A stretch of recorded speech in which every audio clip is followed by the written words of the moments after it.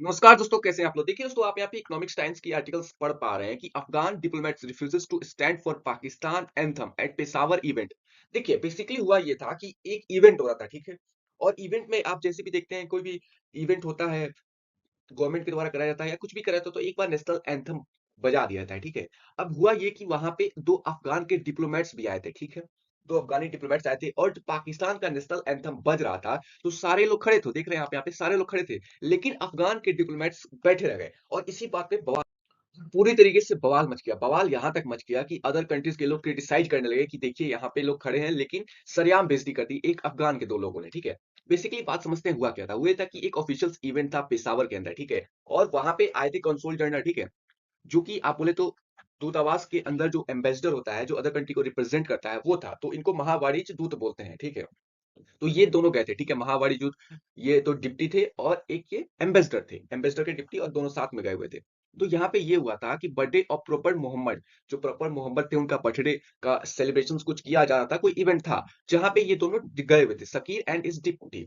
अब ये लोग यहाँ पे बैठे रह गए और सारा नेशनल एंथम बज गया पाकिस्तान का और भयानक बेइज्जती हुआ। अब समझते हैं इनका रिस्पॉन्स क्या है जब ये बेइज्जती हुआ। तो देख रही सरिया लॉ ये लोग फॉलो करते हैं, आपको पता ही होगा अफगान के अंदर जब से तालिबान ने आया है, 2021 में ये तालिबान आए, तब से ये लोग सरिया लॉ लागू कर चुके हैं। तो सरिया लॉ में ये भी है कि जहाँ संगीत है, डांस वगैरह, ये सब ये लोग नहीं होने देते हैं। तो राष्ट्रगान के अंदर इनके संगीत था और यही संगीत बजने के कारण इन्होंने खड़े नहीं हुए, और जब इनसे पूछा गया तो इन्होंने बताया कि हम इसलिए नहीं खड़े क्योंकि आपके राष्ट्रगान में संगीत था, और यही संगीत के कारण ये लोग अपना ही राष्ट्रगान को प्रतिबंध लगा दिए हैं। समझ रहे हैं ना आप लोग? तो बेसिकली ये सारा था बवाल होने का मेन रीजन कि इनके नेशनल एंथम के अंदर म्यूजिक था, तो ये लोग म्यूजिक पसंद नहीं करते हैं सरिया कानून के अंदर। अब समझते हैं आप लोग, तो यहाँ पे एक तानातनी देख लिए। अब समझते हैं बहुत दिन पहले, 8-9 दिन पहले आप सुन रहे होंगे कि तालिबान और पाकिस्तान की फोर्सेस में बहुत सारे क्लैशेस हो रहे हैं, ठीक है? तो आपको एक मेन रीजन बताऊंगा कि अफगानिस्तान वर्सेस पाकिस्तान, ये इतना मेन रीजन मुद्दा पड़ता क्यों है और ये लोग एक दूसरे को प्रति इतने नफरत भाव से क्यों देखते हैं, एक दूसरे के प्रति लड़ते क्यों रहते हैं। तो आपको मैं एक मेन रीजन बताता हूँ, ठीक है? जब 1893 में डूरंड लाइन आया, ठीक है? जब अंग्रेजों ने ये डूरंड लाइन बना दिया, ठीक है? तो यहाँ पे एक रीजन है खैबर पख्तूनख्वा, ठीक है? ये एक रीजन है, छोटा बड़ा सा रीजन है, खैबर पख्तूनख्वा। यहाँ पे बेसिकली अफगानी पख्तून बहुत ज्यादा मात्रा में है, ठीक है? तो हुआ ये कि जब ये डूरंड लाइन आ गया तो ये लोग बट गए, समझिएगा बात को, और बट गए तो यहाँ पे ये खैबर पख्तूनख्वा के अंदर अभी अफगानी लोग बहुत ज्यादा मात्रा में है। तो अफगानी ये समझने लगे, एक तो पाकिस्तान हमसे हमारा देश छीन लिया गया, हम दूसरे के देश में रह रहे हैं, ऊपर से यहाँ पे पंजाबी, जो पाकिस्तान के पंजाबी हैं, वो हमारे ऊपर राज करेंगे। तो एक ये इनके अंदर भाव। फिर क्या हुआ? फिर 1947 में इंडिया का जो कश्मीर रीजन है, इसने पाकिस्तान ने कब्जा कर लिया, ठीक है? एक तो पाकिस्तान ने ये खैबर पख्तूनख्वा को रख लिया, ऊपर से इंडिया का कश्मीर रीजन आधा रख लिया, पीओके रख लिया, पाकिस्तान ऑक्युपाइड कश्मीर। तब हुआ कि ये अफगानिस्तान और इंडिया साथ हो गए। एक जियोपॉलिटिक्स में कहावत है, दुश्मन का दुश्मन दोस्त। समझ रहे हैं ना? तो यही सारा मेन रीजन है।